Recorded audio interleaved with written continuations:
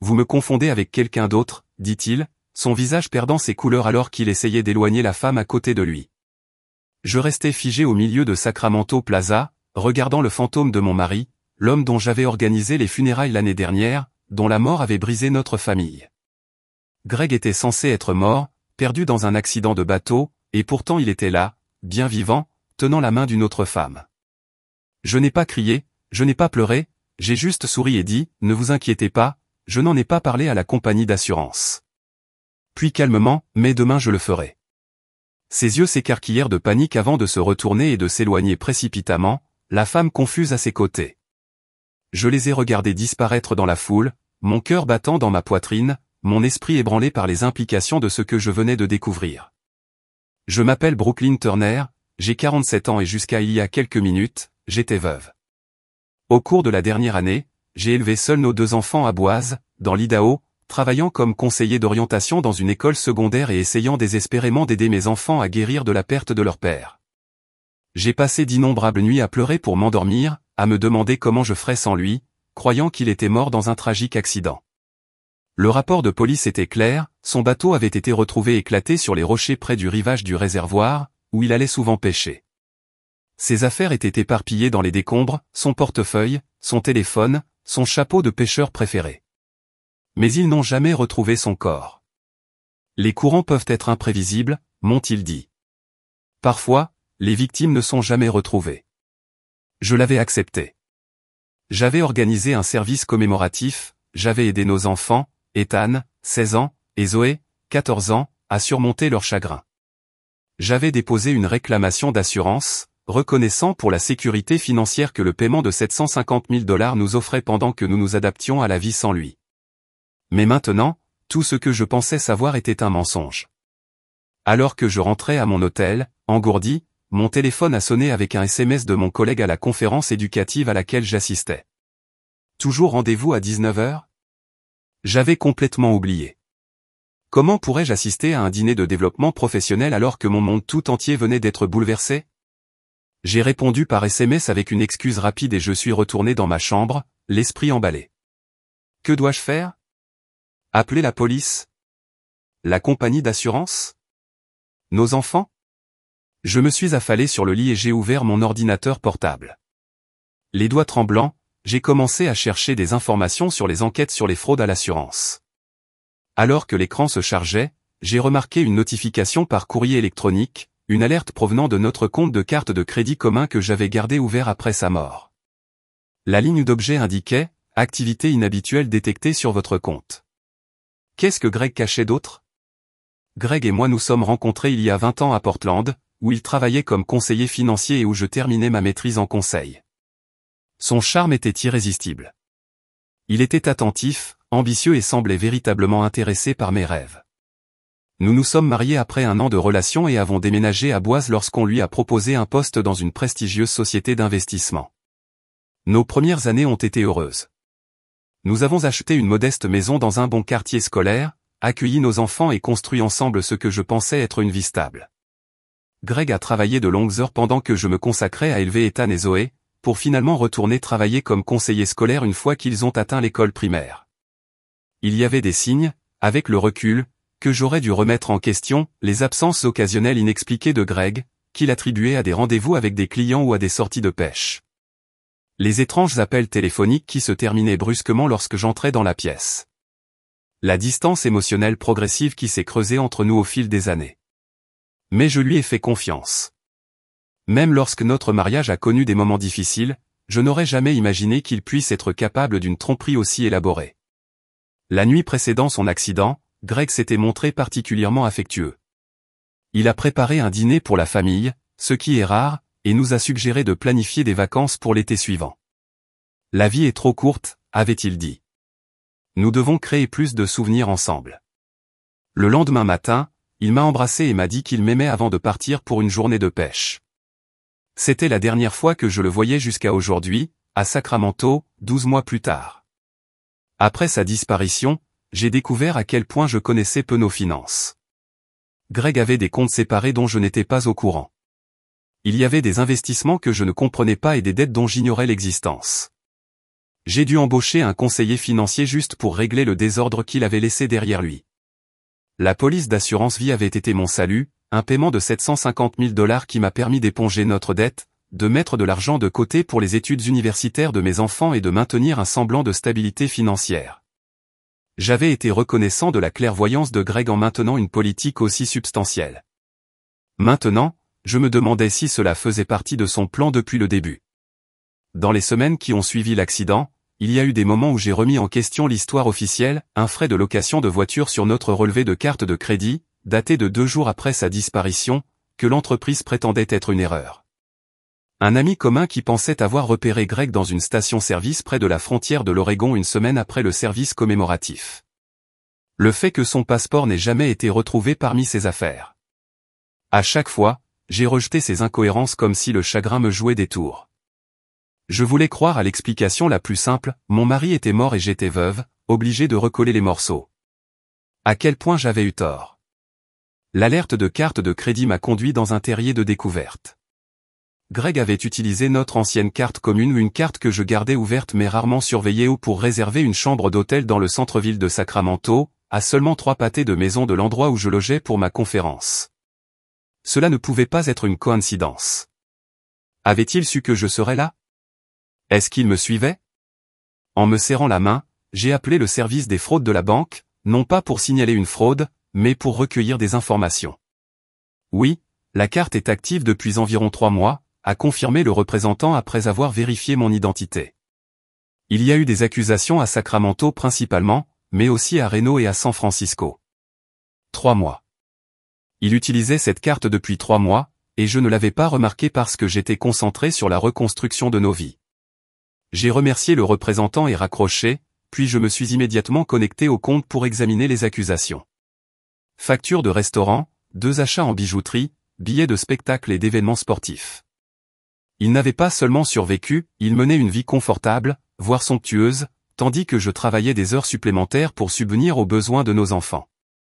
Alors que je faisais défiler les accusations, une notification est apparue sur mon téléphone. Un rappel que j'avais prévu il y a des mois pour l'anniversaire de la police d'assurance vie de Greg. L'ironie cruelle m'a fait rire amèrement. Demain marquait exactement 1 an depuis le remboursement de la police. Était-ce pour cela qu'il était à Sacramento? Envisageait-il de disparaître à nouveau, cette fois avec sa nouvelle petite amie, avant que quiconque puisse découvrir sa supercherie? J'ai arpenté la chambre d'hôtel, oscillant entre rage et calcul. Si je le dénonçais immédiatement aux autorités, me croiraient-elles? Quelle preuve avais-je, au-delà d'une brève rencontre sur une place bondée? Même les frais de carte de crédit prouvaient seulement que quelqu'un utilisait la carte, pas nécessairement Greg lui-même. J'avais besoin de plus. Il fallait des preuves irréfutables. Prenant une profonde inspiration, j'ai rouvert mon ordinateur portable et j'ai cherché des enquêteurs privés à Sacramento. J'en ai trouvé un avec de bonnes critiques et j'ai appelé immédiatement. J'ai besoin de surveiller quelqu'un, expliquai-je d'une voix plus ferme que ce à quoi je m'attendais. J'ai des raisons de croire que mon mari, soi-disant décédé, est vivant et séjourne dans un hôtel. L'enquêteuse, une femme nommée Véronica, n'a pas semblé déconcertée par ma demande bizarre. Je peux commencer ce soir, dit-elle. Envoyez-moi une photo et toute information dont vous disposez sur son apparence actuelle et où il se trouve. J'ai envoyé la photo la plus récente de Greg avant sa mort, ainsi que les informations sur l'hôtel figurant sur le relevé de carte de crédit, puis j'ai attendu, vérifiant compulsivement mon téléphone pour les mises à jour. À 23h23, mon téléphone a sonné avec un message de Véronica. Cible localisée, entrant dans l'hôtel avec une compagne. Envoi de photos maintenant. Les images sont apparues sur mon écran quelques instants plus tard. Il ne faisait aucun doute qu'il s'agissait de Greg, son bras autour d'une femme blonde que je n'avais jamais vue auparavant. Il riait en entrant dans le hall de l'hôtel, insouciant et serein par les vies qu'ils avaient détruites. Quelque chose s'est durci en moi. Le choc et l'incrédulité qui m'avaient porté tout au long de la journée se sont cristallisés en détermination. Greg n'avait pas simplement simulé sa mort, il avait volé 1 an de ma vie, traumatisé nos enfants et commis une fraude fédérale ce faisant. Il paierait pour ce qu'il avait fait. Au matin, Véronica avait constitué un dossier substantiel sur les mouvements de Greg. Elle l'avait suivi jusqu'à un appartement loué à Sacramento, avait découvert qu'il utilisait le nom d'Andrew Miller et avait confirmé qu'il travaillait dans une petite société d'investissement depuis 6 mois. Que veux-tu faire de cette information? Elle a demandé quand nous nous sommes rencontrés pour un café. Aller à la police? Je secouai la tête. Pas encore. Je dois d'abord comprendre pourquoi il a fait ça, et je dois obtenir des preuves qui tiendront légalement. C'est intelligent, acquiesça Véronica. Les enquêtes sur les fraudes à l'assurance peuvent devenir compliquées sans preuves solides. Cela pourrait devenir votre parole contre la sienne. Elle avait raison. Si je gérais mal ça, Greg pourrait trouver un moyen d'échapper aux conséquences. Je ne pouvais pas laisser cela arriver, pas après ce qu'il avait fait subir à nos enfants. Je dois le confronter directement, ai-je décidé. Quelque part public, avec témoins et caméras de surveillance. Véronique fronça les sourcils. C'est risqué. Il pourrait fuir une fois qu'il saura que tu es sur lui. Il ne le fera pas, dis-je, me surprenant par ma certitude. Son ego ne le laisse pas faire. En plus, j'ai un effet de levier dont il ne connaît pas l'existence. L'effet de levier était simple. Je n'avais dit à personne que je le voyais ni à la compagnie d'assurance, ni aux autorités, ni même à nos enfants. Pour autant que Greg le sache, j'étais encore en train de gérer le choc de notre rencontre, lui laissant le temps de disparaître à nouveau. Mais je n'avais aucune intention de laisser cela se produire. J'ai passé la journée à formuler mon approche, à répéter ce que j'allais dire. Le soir, j'avais mon plan. La surveillance de Véronica a confirmé que Greg et sa petite amie avaient réservé un dîner dans un restaurant haut de gamme du centre-ville. Ce serait le cadre idéal pour notre confrontation. Je me suis habillé avec soin dans une robe noire que Greg avait toujours aimée, je me suis maquillé pour avoir l'air soigné mais pas exagéré et je me suis dirigé vers le restaurant. Mon cœur battait à tout rompre lorsque je les aperçus à travers la fenêtre, riant autour de verres de vin. Prenant une profonde inspiration, j'entrai dans le restaurant et m'approchai de leur table. « Ça te dérange si je te rejoins ?» ai-je demandé aimablement. Le visage de Greg devint pâle. « Brooklyn, balbutia-t-il. Que fais-tu vivant ? » J'ai terminé pour lui, je pourrais te poser la même question. La femme blonde nous regarda, la confusion évidente sur son visage. « Andrew, qui est-ce ? » « André ?» J'ai haussé un sourcil. « C'est comme ça que tu t'appelles maintenant ? » Siffla Greg en se levant brusquement. « Vous faites une scène. » « Oh, je n'ai même pas commencé à faire une scène, » répondis-je calmement en prenant la place vide à leur table. « S'il te plaît, présente-moi ton ami. » La femme tendit la main avec hésitation. « Je m'appelle Jennifer et vous êtes ? » Brooklyn Turner, l'épouse ou la veuve de Greg, d'après l'acte de décès ? Les yeux de Jennifer s'écarquillèrent. Quoi ? Andrew, de quoi parle-t-elle ? Greg attrapa le bras de Jennifer. Elle est confuse, allons-y.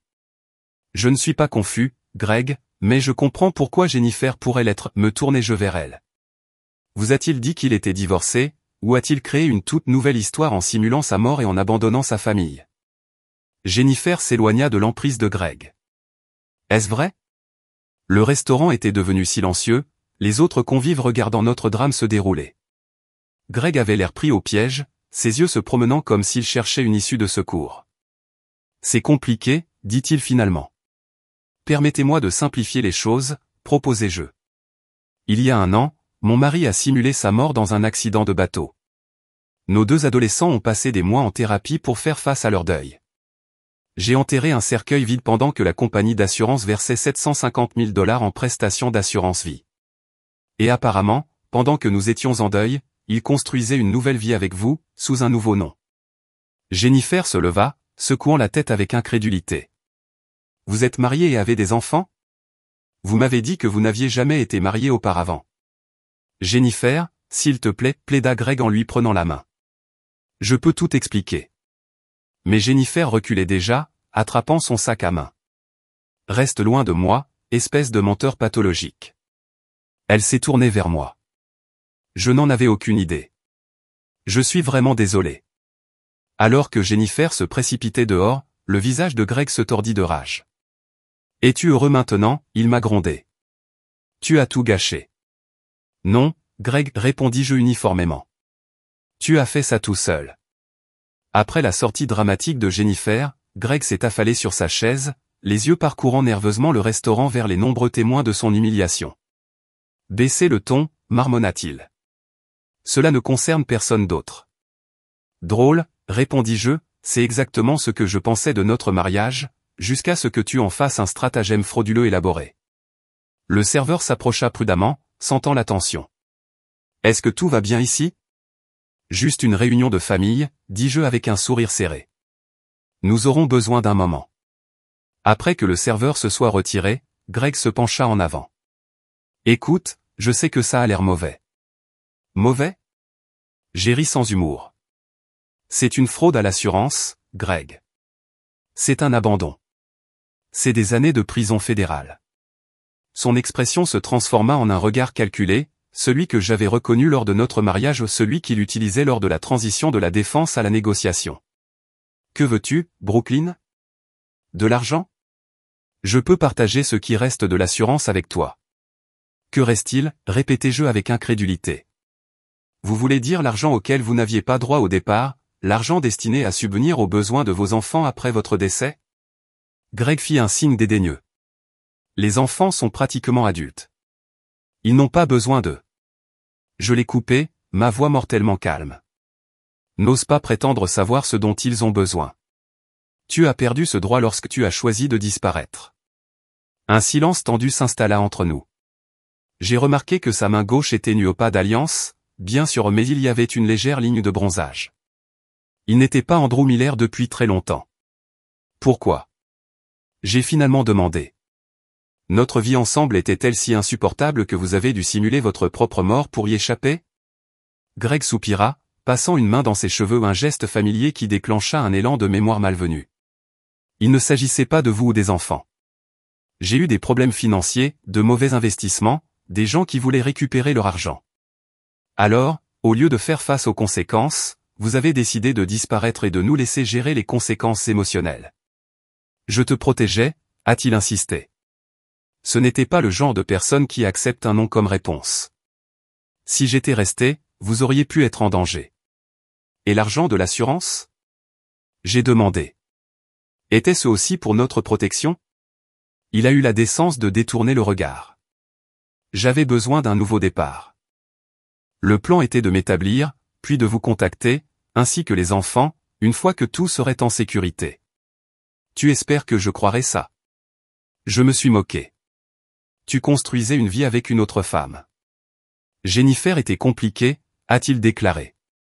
Elle m'a aidé à m'établir ici. Une chose en a entraîné une autre. Je secouai la tête avec dégoût. Vous n'avez pas changé du tout. Vous évitez toujours vos responsabilités, vous blâmez toujours les autres. Greg a tendu la main par-dessus la table, mais je me suis éloigné. Brooklyn, s'il te plaît, nous pouvons trouver une solution. Pensez aux enfants. Voulez-vous vraiment qu'ils traversent le traumatisme d'apprendre que leur père est vivant mais qu'il va en prison? La manipulation était si transparente qu'elle m'a presque fait rire. Le traumatisme que tu as causé, tu veux dire? À ce moment-là, mon téléphone sonna avec un SMS de Véronica. Tous les enregistrements audio et vidéo sont clairs. Voulez-vous que je reste en veille? Une vague de satisfaction m'envahit. Je me levai et lissa ma robe. Je dois retourner à mon hôtel. J'ai un rendez-vous tôt demain. Greg avait l'air confus par mon changement brusque. C'est ça? Nous n'allons pas résoudre ce problème? Oh, je ne dirai pas ça, répondis-je. Je vais résoudre ce problème, mais pas de la manière que vous espérez. Alors que je me tournais pour partir, Greg attrapa mon poignet. Qu'est-ce que tu comptes faire? Je retirai doucement sa main et me penchai pour lui murmurer à l'oreille. Quand j'ai dit que j'en parlerai à la compagnie d'assurance demain, je le pensais vraiment. Mais ils ne seront pas les seuls à recevoir un appel. Son visage pâlit. Brooklyn. Au revoir, Greg, ou Andrew, ou qui que tu sois maintenant. Je suis sorti du restaurant la tête haute, laissant mon mari soi-disant mort bien vivant, mais complètement secoué. De retour dans ma chambre d'hôtel, j'ai rencontré Véronica pour examiner les preuves. L'audio et la vidéo étaient nets, capturant clairement l'aveu de Greg d'avoir simulé sa mort et sa connaissance du paiement de l'assurance. C'est solide, m'a assuré Véronica. Combiné aux documents sur sa nouvelle identité et son emploi, c'est plus que suffisant pour que les autorités agissent. Qu'en est-il des problèmes financiers dont il a parlé? Les gens qui voulaient soi-disant récupérer leur argent. Véronique hocha la tête. Je peux approfondir cela. s'il y a du vrai, cela pourrait ajouter une autre dimension à l'affaire. J'ai hésité, un doute tenace faisant surface. Et si Greg avait dit la vérité sur notre protection contre les personnes dangereuses? Est-ce que je mettais potentiellement nos enfants en danger en l'exposant? Laissez-moi faire quelques recherches discrètes, suggéra Véronica, sentant mon inquiétude. J'ai des contacts qui peuvent vérifier s'il y a eu des menaces sérieuses contre lui avant sa disparition. J'ai accepté, puis j'ai convoqué la conférence éducative pour m'excuser des séances restantes. Cette situation exigeait toute mon attention. Ensuite, j'ai contacté un ami avocat à Boise pour une recommandation à Sacramento. Le matin, j'avais rendez-vous avec un avocat réputé spécialisé dans les affaires de fraude à l'assurance. D'après ce que vous m'avez dit, votre mari a commis plusieurs crimes, a expliqué l'avocate Eleanor Wright lors de notre réunion. Fraude à l'assurance, usurpation d'identité, potentiellement même fraude bancaire s'il utilisait une fausse pièce d'identité pour ouvrir de nouveaux comptes. Quelle est l'issue probable si je le dénonce? L'accusation est presque certainement, a répondu Eleanor. La compagnie d'assurance voudra faire de lui un exemple. Il risque une peine de prison importante et des sanctions financières. J'ai hoché la tête, absorbant cette information. Et qu'en est-il de l'argent de l'assurance qui a déjà été dépensé? C'est compliqué, a admis Eleanor. Vous n'êtes pas impliqué dans la fraude, vous ne seriez donc probablement pas tenu responsable de la restitution. Cependant, tous les fonds non dépensés pourraient devoir être restitués si la compagnie d'assurance engage une action civile. Mon esprit a parcouru les implications. La majeure partie de l'argent avait été consacrée au remboursement de notre hypothèque et à la constitution de fonds universitaires pour les enfants.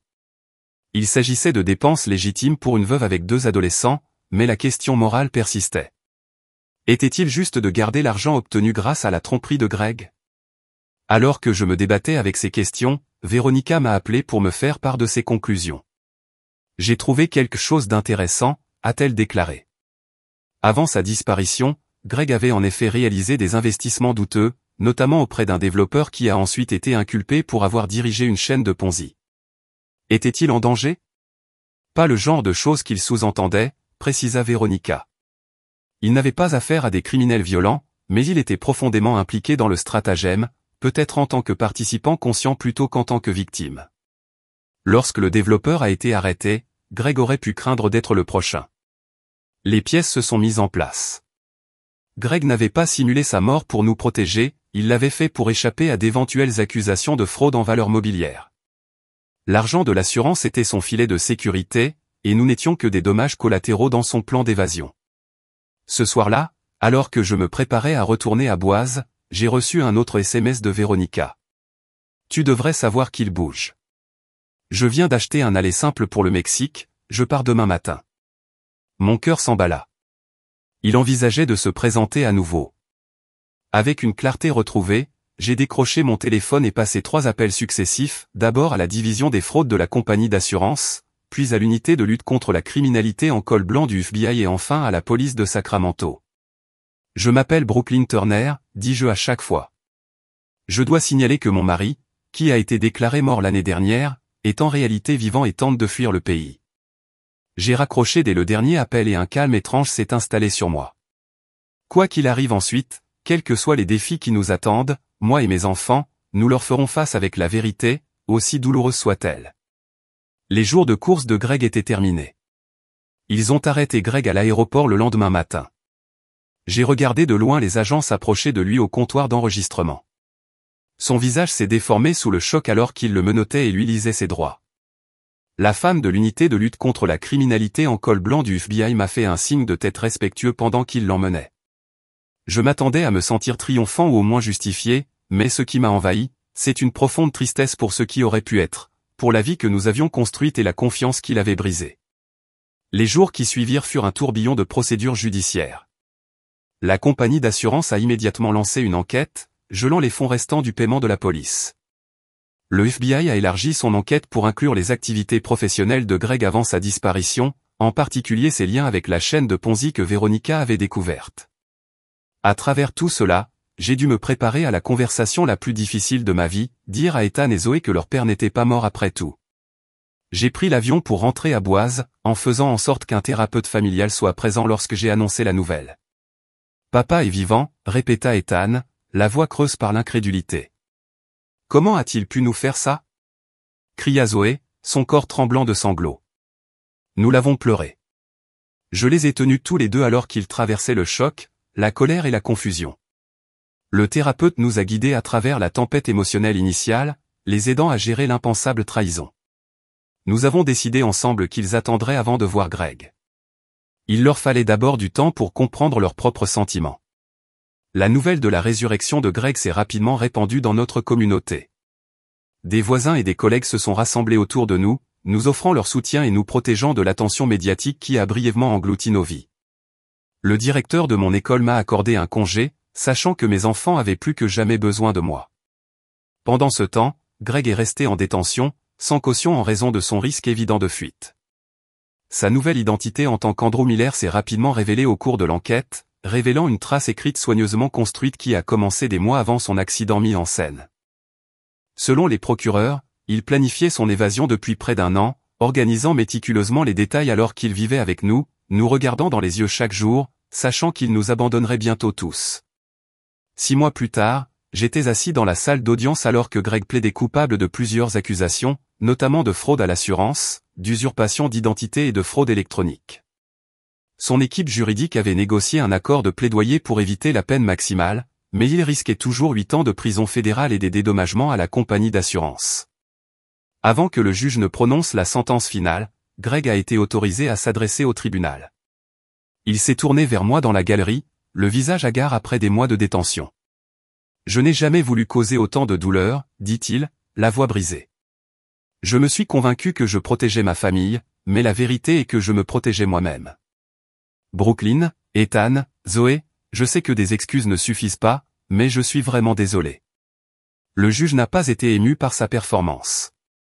Monsieur Turner, vous avez commis une fraude calculée qui a causé des dommages émotionnels incommensurables à votre famille et des dommages financiers importants à la compagnie d'assurance.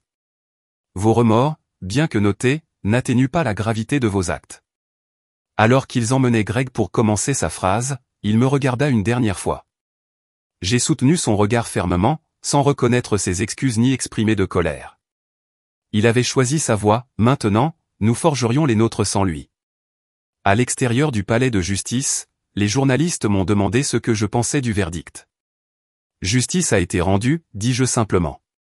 Maintenant, mes enfants et moi pouvons vraiment commencer à guérir. Aujourd'hui, 1 an après avoir découvert Greg vivant à Sacramento, nos vies ont retrouvé un nouveau rythme.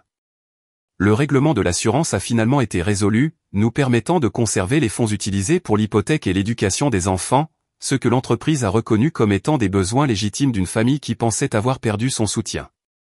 Ethan est maintenant en première année d'université et étudie la psychologie avec un intérêt pour les traumatismes et la résilience. Zoé est devenue une militante de la sensibilisation à la fraude dans son école secondaire, transformant l'expérience douloureuse de notre famille en une opportunité d'aider les autres. Quant à moi, je suis revenu au conseil aux étudiants avec une compréhension plus profonde de la façon dont la vie peut changer en un instant et de la manière dont la résilience peut être trouvée, même face à une trahison inimaginable. La tromperie de Greg nous a presque détruits, mais en y survivant, nous avons découvert des forces que nous ignorions avoir.